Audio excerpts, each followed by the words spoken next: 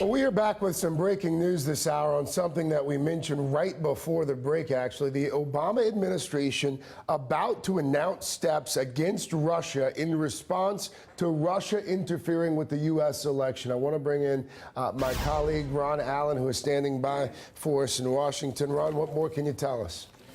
Well, Craig, we now have confirmation from two senior U.S. officials that the Obama administration is likely tomorrow or Friday to announce retaliatory steps against Russia for interfering in the election process.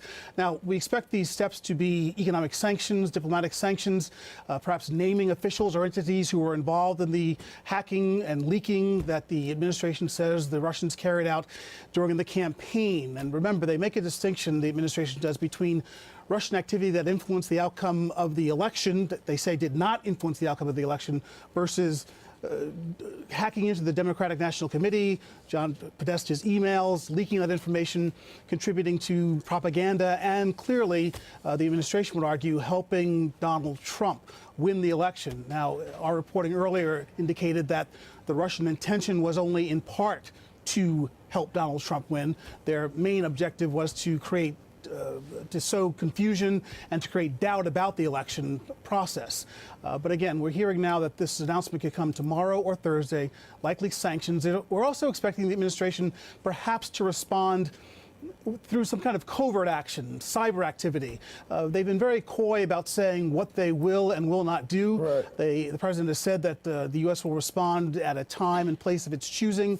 Of course, the concern is that the U.S. has a lot of vulnerabilities in cyberspace, and if there's a retaliation to the Russians, something could come back, and you escalate into a very unclear stratosphere of cyberspace, where the rules of engagement are not really well determined at this point. But the bottom line is the Obama administration has been under a lot of pressure to do something to respond.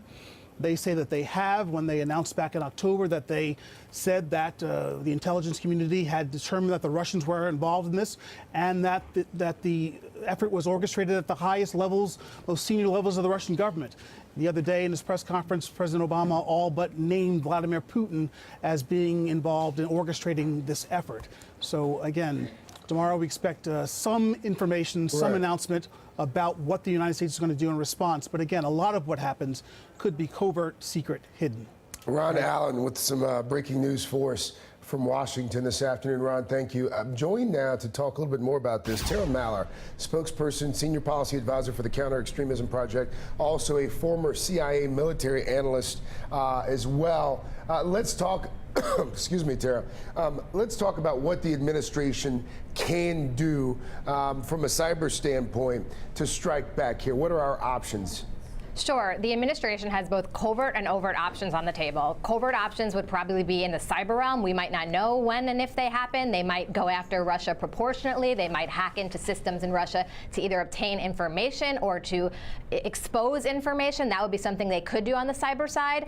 On the overt side, sanctions are the main option on the table. Sanctions are the option you see the administration talking about. Sanctions are the option you see senators on Capitol Hill talking about today. And sanctions could take a number of forms. They could target Russian officials that were involved or implicated in the cyber attack, or they could also target institutions like Russian banks, or they can be both diplomatic and economic in nature. Forgive the simplicity of this question, Tara, and forgive me if it's ignorant, but why would we tell them that we're striking back? Why would we tell them we're striking back? There are a few reasons for that. One, the American public has been waiting for a response. The Obama administration has said they're going to take a response.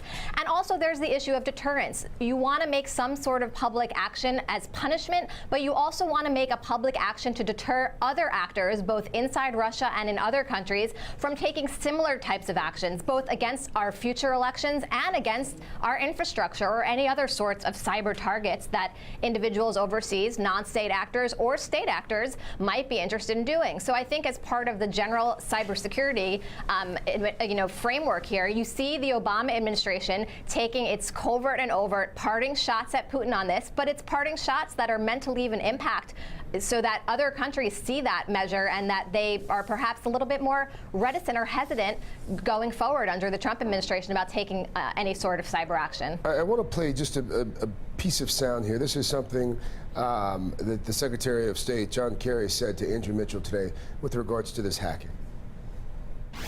How damaging was the cyber attack, do you think? I think that all of the cyber attacks that are taking place, but particularly the Russian one, had a profound impact on our system, on our political process, it invaded the space of our election.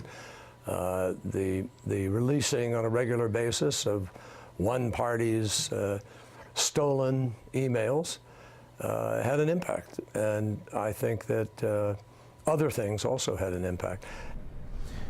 So Tara, here's the thing: when we strike back, I should say at this point, if Russia were to strike back, if there is this all-out cyber war between Russia and the United States, are we not outmatched by the Russians? Is that not true? Well, you raise a really good point, and one of the things the administration needs to be careful with here, particularly since Putin today said he will retaliate if he faces retaliation, is that these situations can sometimes escalate and spiral rather quickly. And you don't want to get in a situation where you're getting into an escalatory cyber back and forth between the United States and Russia. That's going to be concerning both for our elections going forward. Yeah. That's going to be concerning for our infrastructure, for economic espionage, and all sorts of things. So I think the administration needs to be careful. It needs to calibrate its policy, but you also can't take no response or no form of punishment or deterrence, or other actors are going to be enabled to keep doing these sorts of attacks against the United States going forward. If you were advising President Obama here, what would you suggest in terms of a proportional response? Sure. I think in terms of a proportional response, you're going to see a mix of what it seems likely the administration is going to do. You're going to see probably some small covert cyber attacks that might go after some critical information, perhaps even expose some information. That remains to be seen, or at least let the Russians know that we have this information and could expose it. And then I think you're going to see some additional economic sanctions in place.